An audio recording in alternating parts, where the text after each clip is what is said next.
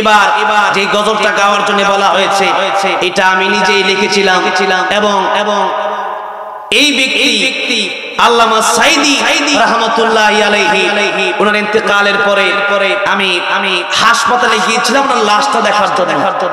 আফসোস লাশটা দেখতে যাওয়া হয় নাই, জানাজাটা পড়তে পারি নাই। আল্লাহ প্রিয় আল্লামার কবরকে জান্নাতের উচ্চ মাকাম বানায় দেন, জোরে বলেন আমিন।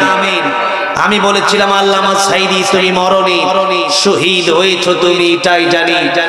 আসলে আল্লামা সাইদি মরে নাই। কেন? আল্লাহর কোরআনের আয়াত দেখেন, ওয়ালা তাকুলু লিমান ইউকতালু ফি সাবিলিল্লাহি আমওয়াত।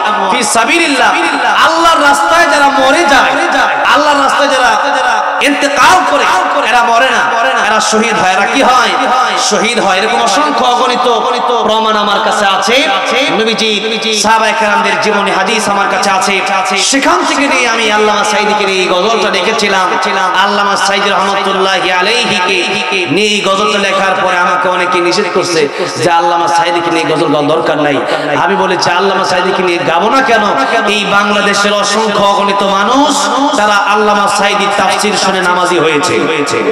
আল্লামা সাইদির তাফসীর শুনে দাঁড়িয়ে রেখেছে।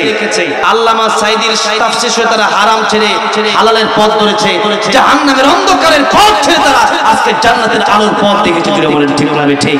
এই জন্য আমরা আল্লামা সাইদির জন্য যতদিন বেঁচে আছি ততদিন পর্যন্ত দোয়া করব, রাজি আছি না নাই? এই মাহফিল, এই মাঠগুলো তৈরি করে গিয়েছিলেন তারা কারা? আল্লামা সাইদি রাহমাতুল্লাহি আলাইহি তারা এই মাহফিলটা তৈরি করে গিয়েছিলেন। এই সুন্দর বাগানগুলো তারা সাজিয়েছিলেন। এই জন্য আমরা তার জন্য দোয়া করব, আল্লাহ যেন তাকে জান্নাতুল ফিরদাউস দান করেন, জোরে বলেন আমিন। আল্লামা সাইদি তুমি মরনি, শহীদ হয়েছো তুমি, এটাই জানি।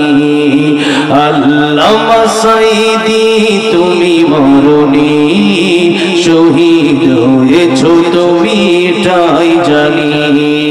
কারাগারে কাটালে 13টি বছর, বাতিল কেঁপেছে তোমায় দেখে থর থর, ঠিক না? আল্লামা সাইদি শিক্ষা দিয়ে গেছে সারা জীবন জেলখানায় কাটায় দিবা, কিন্তু বাতিলের কাছে মাথা নত করা যাবে না।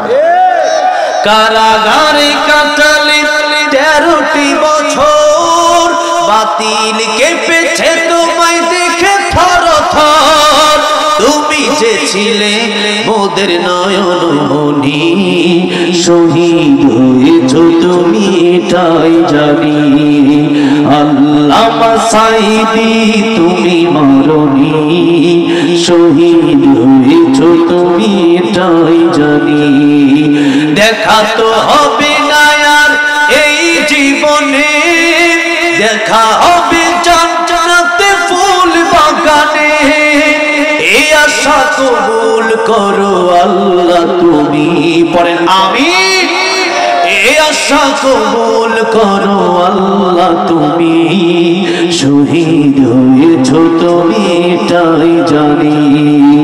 আল্লামা সাইদি তুমি মরনি, শহীদ হয়েছো তুমি, এটাই জানি। আল্লাহ আমাদেরকেও তুমি শাহাদাতের মৃত্যু দিও, জোরে বলেন আমিন। শাহাদাতের মৃত্যু হলে মৃত্যুর যন্ত্রণা হয় না, কবরে আযাব হয় না, মুনকার নাকির আসে না।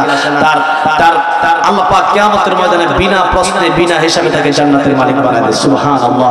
আল্লাহ তুমি আমাদেরকে শহীদ মরণ দিও, জোরে বলেন আমিন।